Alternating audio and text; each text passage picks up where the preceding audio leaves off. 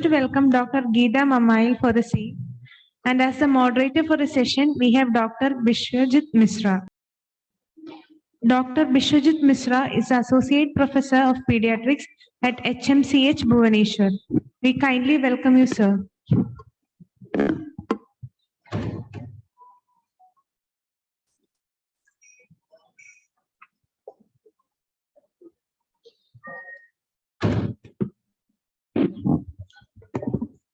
Good afternoon, everyone. First of all, let me congratulate Dr. Manoj and team for an awesome academic feast that they have provided. And I'm sure Dr. Geetha will be presenting many things which we know that our bodies, there have to be numerous and diverse population of microbiota. These are not visible to our naked eye, but their coexistence provides an essential foundation for our health and well-being. So how all this is being happening will be deliberated by ma'am. And I'm sure the world of microbiota is changing every day and probiotics are coming in a big way in the future. Thank you, madam.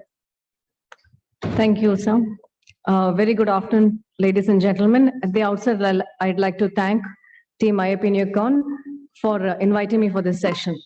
A few disclaimers. I'm not a neonatologist. I'm a pediatric gastroenterologist. My job today is probably to just introduce you to the world, the amazing world of microbiota, which may have implications not only for your patients, but also for yourselves.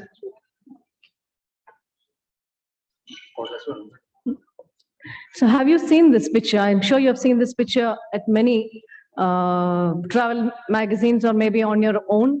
It's a picture representative of the Great Barrier Reef. It's a picture of the coral reef, something which has multiples or millions of flora and fauna, all interdependent on each other, all living off each other and sustain each other. This is a picture of the great tropical forests of Amazon. Again, another ecosystem which has huge implications on the health of the world. Here also there are millions of flora and fauna, rich in minerals, fossil fuels, food to sustain themselves as well as the population of the planet. The importance of these two are the diversity and how each species depends on each other and sustains the other. What if I told you that there's an equally complex and wonderful ecosystem right within your human body? And this is the wonderful world of microbiota. Until 20 years ago, we were neglecting this particular organ or this particular ecosystem. We never even believed that it had any implication on our human health. We used to think of it as a cause of disease, a cause of germs, and cause of all our ills. But now we know this is not true, and the world is now exploding in the research of microbiota. And it's our duty and responsibility to look into this and how we can improve the health of both our patients and ourselves. So the microbiota consists of almost 100 trillion organisms and more, mostly of which are bacteria. They exist within our own gut and is our own coral reef or our own Amazon forest within ourselves. There are about 4,000 diverse species that have been identified. Altogether, they form about 1.5 kg, the weight of an adult liver, which is the largest organ besides the skin. So you have as much as 1.5 kg of microbes within you. And it has been seen that for every human cell, there are about 9 bacterial cells. This is slightly disputed, the number 9, but there are almost 9 bacterial cells that form a human. So are you more bacteria than are you human? Because it means you're only 10% human as it is. In the year 2000, the Human Genomic Project took shape, and it was thought that until then, all the developments of humankind, all the developments of science could bring us only up to this level of treating patients, treating diseases, bringing our successes. We were finding more and more failures or limitations to our treatment of patients. So it was thought that identifying the genes, the human genome, would help us find the root cause of all diseases. Thereby, we can find specific cures for specific diseases, and therefore we would be on our way to immortality. But this did not happen.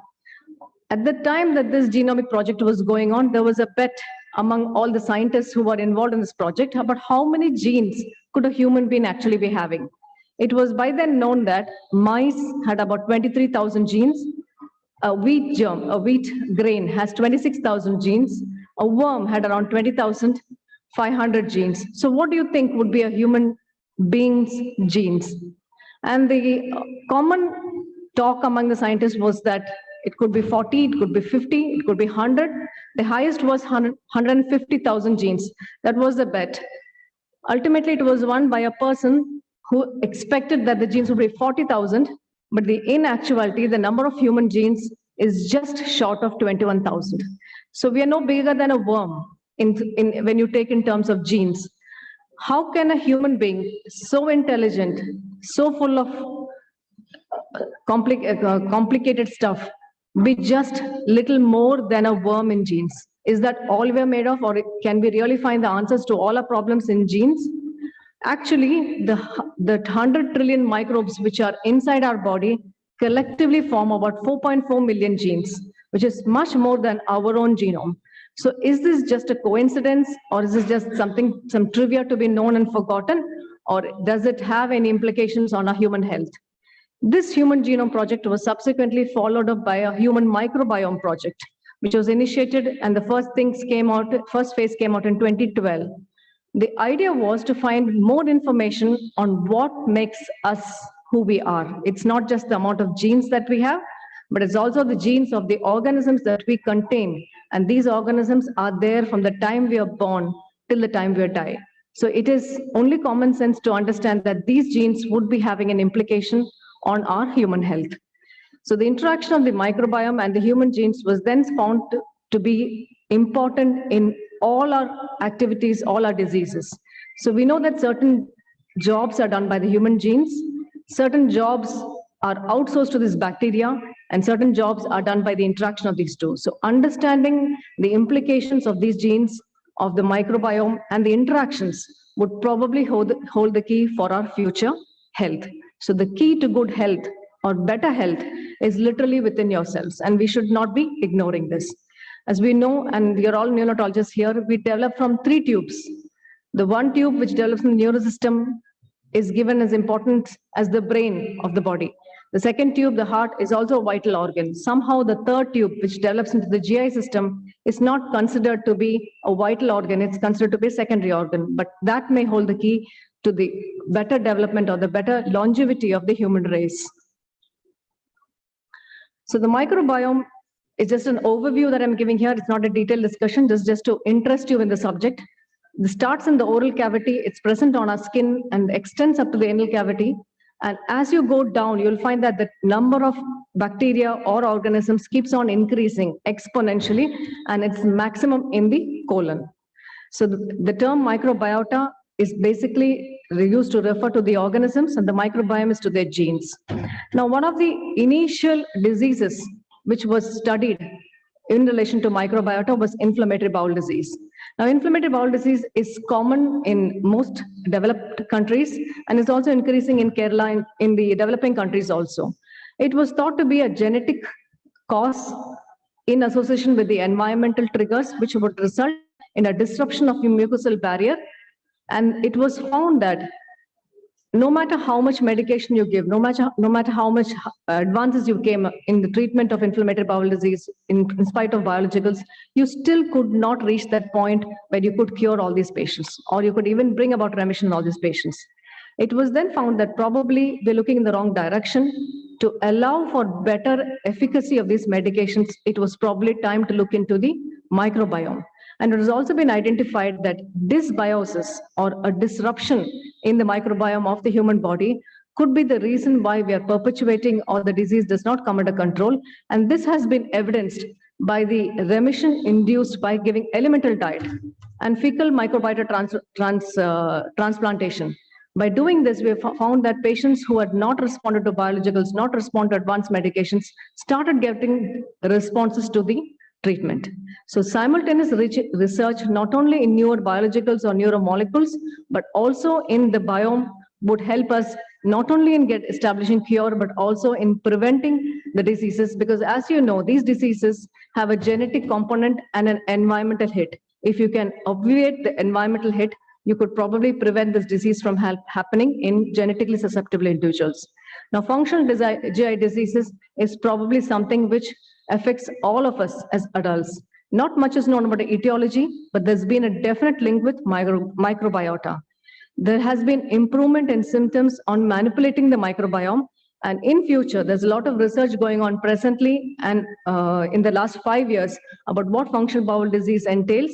And probably classification in the future would be looking at a particular individual, looking at his microbiome, and based on that microbiome, the treatment can also be tuned in such a way that they get the best outcome. Liver diseases. Now, cirrhosis is a common condition seen above age 50 in most populations. But what causes some patients to go rapidly into decomposition or rapidly into worsening of the disease, even though all other factors remain common, is still not known. Now, possibility of this being related to the microbiome of the individual is gathering a lot of importance. The incidence of hepatic encephalopathy, it has been known in studies that it can be reduced by giving fecal microbiota transplantation. Alcoholic hepatitis has known to be improved. The enzymes have come down and the recovery of these patients has been quite rapid while giving FMT. Acute and chronic hepatitis, the progression has been reduced, and even NAFLD, which is now an emerging disease in adult population, this has also been found to be improved by doing FMTs and probiotic manipulation. Now, aging and the microbiome has been an oft-studied subject. As you can see in this diagram, the newborn, which is thought to be born sterile at the time of birth, and I'm sure this has great implications for neonatologists. If the child undergoes a normal birth as opposed to a cesarean birth, the type of microbiota that he gets is different. As the child grows older, the weaning period and then the subsequent diet results in the different kinds of microbiota. If you see the pictures in blue and pink, these are the common microbiota which are necessary for better health. These are Firmicutes and Bacteroides, which are present in healthy people, but children by the time they're 6 or 7 years of age. So by 6 or 7 years of age, your microbiome is effectively established. And no matter what you undergo after that, even if you take antibiotics or you have a disease, if your microbiota or the healthy microbiota is established by that time, it cannot be disrupted by a few antibiotics. But this particular phase is crucial. If in the first year of life, you are exposed to multiple antibiotics or a hostile environment, this can affect your microbiota to a detrimental effect. And supposing you get the bad microbiota, even that cannot be dislodged beyond your 6 years of life. So what happens to you when you're an adult or in old age is reflective of what you ate or what infections you had, what antibiotics you had, or what microbiome you got when you were 5 or 6 years of age. So hence the importance of pediatricians and neonatologists in this particular topic, that you will probably be responsible for establishing good microbiota for your patients. So age-related diseases, now we know that inflammaging, that is a chronic low-grade inflammation, is the reason, in addition to immunosenescence, that is aging of the cells plus this chronic inflammation, results in some people developing Alzheimer's, diabetes, atherosclerosis, and all the aging diseases. So some people live to be a very healthy 80 and 85 with no dementia, but some people get it at 60. It is not just genes, it is also probably a dysbiotic gut that is acting as a catalyst. Also in cancer, it has been proven by evidence that patients with gastric cancer, colorectal cancer, pancreatic cancer, etc., and liver cancer, this biosis can actively act as a catalyst in promoting tumorigenesis. It can increase resistance to the chemotherapy. So some people respond very well to the chemotherapy. Some people don't, probably because of the microbiome. And some bacteria actually help you to respond better to these medications. It is also known that secondary bile acids have a anti-tumorigenic activity, and secondary bile acids are reduced when your microbiome is affected. So Bacteroides and Firmicutes, because these are all tongue-twisting names, I would just put that there and say that these are the bacteria that you should be trying to encourage in your gut. So in future, when we have reached the limit of cancer chemotherapy and there is nothing more to go by, it would probably be a personalized approach based on what genes you have, what microbiome you have, and what disease you have. So a combination of this would be the reason or the way forward in all these medications, in all these conditions. Now, it is already known that there's a gut-brain axis. But do you know that there's also a gut-lung axis, a gut endocrine axis, and a gut immune axis? Recent research has now shown that the gut microbiome plays an important role in lung maturity, in brain development, in developing of puberty, as well as all the hormones, as well as in how you respond to diseases. Therefore, it is now, I'm not saying that it is the reason and the cure for all diseases, but there is increasing evidence that it could be the response, it could be a good reason why children developed ADHD, children developed autism spectrum disorders, because fecal microbiota transplantation in these patients have shown clinical improvement where medication has not. So neurodevelopment and dysbiosis could go a long way in determining your neurological development. It is already well known that allergic conditions are increasing in number. We see a lot of cow milk protein allergy, a lot of patients with allergy to multiple dietary substances. This is because of increased anti-inflammatory action because of the gut dysbiosis and also poor weaning practices. So if you want to prevent patients from developing allergic diseases, the microbiome may hold the key. Obesity. People becoming obese in older children as well as in adults have found to have a different set of microbiome, a different set of bacteria, which if you treat both by clearing up the bacteria as well as giving fermented foods or certain diets which improve the good bacteria, it is known to reduce obesity and the after effects of obesity, like insulin resistant, lipid profile interference. All this is found to be reversed, but it needs to be maintained for more than 4 to 5 years before this reaction is seen. So the key to obesity is probably not just running and jogging and dieting, but probably it lies in the type of diet you have and the type of microbiome that you're also harboring. Now, antibiotic resistant strains have been found in newborn babies who have not been exposed to antibiotics because their mothers were exposed to antibiotics in the antenatal. So this has implications for neonatologists and perinatologists. If you give antibiotics randomly or without any particular reason to the mother, it is possible that she harbors these antibiotic resistant strains in her or over her body, which then transfers onto the baby as the baby is born and results in antibiotic resistance in the baby even when the baby is not exposed to antibiotic. This can have later repercussions in the baby's life or in the adult's life and also for our society also. So what is the importance of this gut microbiome? I've given you an overview of the gut microbiome and what it entails in your future health, in the baby's future health. But the establishment of a gut microbiome, like I told you, occurs in the first 5 to 6 years of life. So even though it was thought that the intrauterine environment is sterile, it is found that it is not really so. There have been bacteria grown from the amniotic fluid as well as bacteria grown from the vernix caseosa, but all this is supposed to be the good bacteria. We have moved the pendulum from what was previously unhygienic delivery practices to an extremely hygienic or almost sterile environment, which is also not so good for the baby.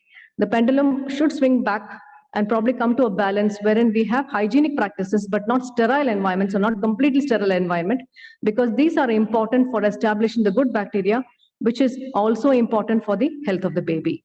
Now, vernix caseosa, which is present in the amniotic fluid, is now found to be a natural prebiotic which the child ingests, and therefore it has been found in the meconium of the baby and has repercussions on the microbiota that the baby develops later on. So vaginal delivery is, though is thought to be the first inoculation, the baby has already taken some bacteria when he was in the amniotic fluid. The next inoculation would be the vaginal delivery and subsequent breastfeeding. This gives diversity to the bacteria. It is not enough if you have a particular species inside you. It is important that you have a diverse group of bacteria which shapes or molds or allows the microbiome to mature. This in turn is important for maturing the immune system of the baby, which can protect the baby for the rest of his lifetime. The next best window or the next window of opportunity for these babies would be the weaning period. So a proper weaning period with proper diet. Nowadays, the diet for babies at 6 months of age is not the traditional diet, not the fermented food that we've been used to. It is all packaged foods and packaged materials. This definitely has an effect on the microbiome of the baby, which can shape the future health. If you could do one thing to improve the health of the baby, besides what you're already doing, it would be to ensure that the baby is breastfed, the baby is born vaginally, and the baby's weaning practices are healthy.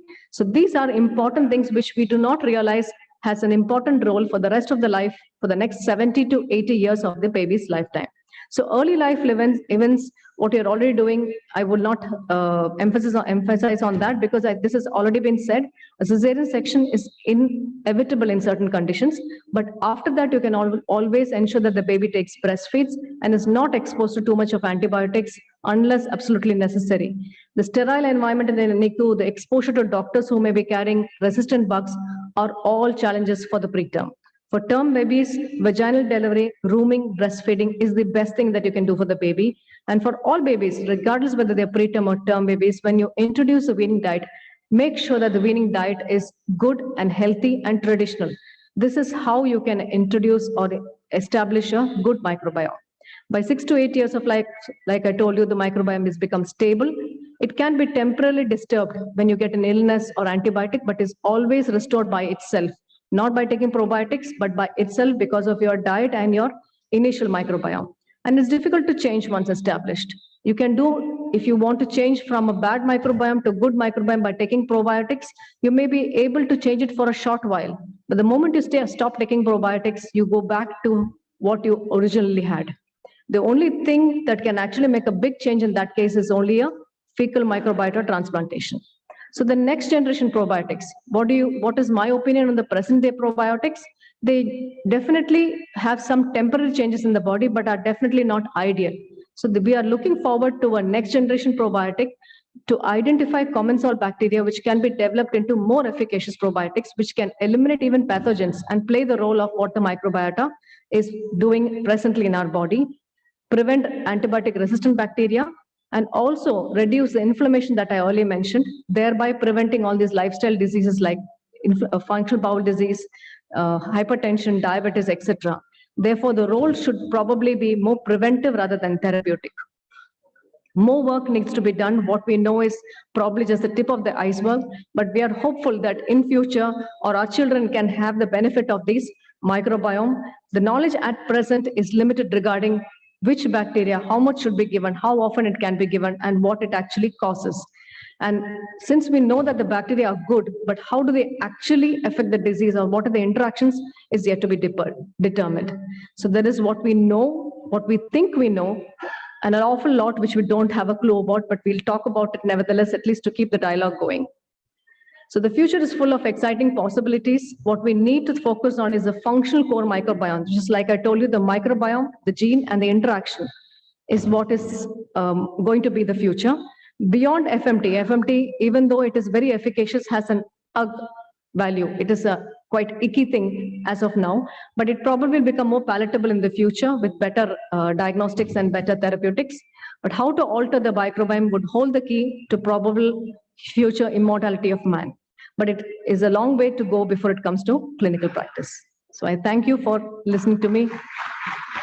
I can take some questions. We can take 1 to 2 questions. Any question? Yes, ma'am. Yes, sir. Yes, ma'am. I want your recommendation on, how to have a healthy microbiome for the adult. For the adult. Okay, so like I told you, ma'am, by 6 to 8 years of life, or by 10 years of life, your microbiome is fairly well established. If you want to change your microbiome beyond this, as an adult, you would have to take more of fermented foods, go healthy, stop taking much of, you can take meat once a week. This is the recommendation. You can take meat once a week or even less. And you should go down on your fatty food, have less of sugar, the carbohydrate in your diet should come down. You should take an adequate amount of proteins and good amount of fiber. Now, this is just the balanced diet which everybody's been talking about, but we hardly take a look into what we're actually eating. The second thing that I would like to recommend in this present day scenario is go completely off processed foods. Now, processed foods means everything. If you read labels of even things which are purported to be natural, you'll find that a lot of preservatives are added to increase the shelf life. So if you can, if about 100 years ago, if you could go back, you will find that there were no supermarkets, no processed food, nothing available in a packet. So if you really want to have a healthy microbiome in your body from now on, this should be practiced for years, and you can establish that.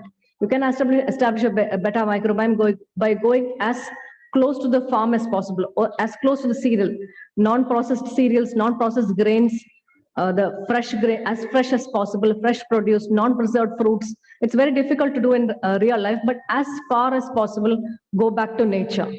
Go back to nature and try and avoid taking anything that contains added fat, trans fat, or saturated, or you can take healthy saturated fat, but not the unhealthy saturated fat. Reduce the amount of sugar in your diet, increase the amount of fiber, and go slow on meat.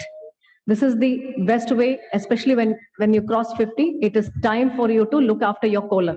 So these are the recommendations for having a healthy microbiome, but it's not enough if you take it for 3 months or 6 months or 1 year. You must take it for years and years, and you should change your lifestyle and make it a way of life. That way it can have beneficial effects, even if your microbiome was not healthy to begin with. Great, thank you. Thank you, ma'am. Thank you. Thank you, Dr. Geetha. Yes.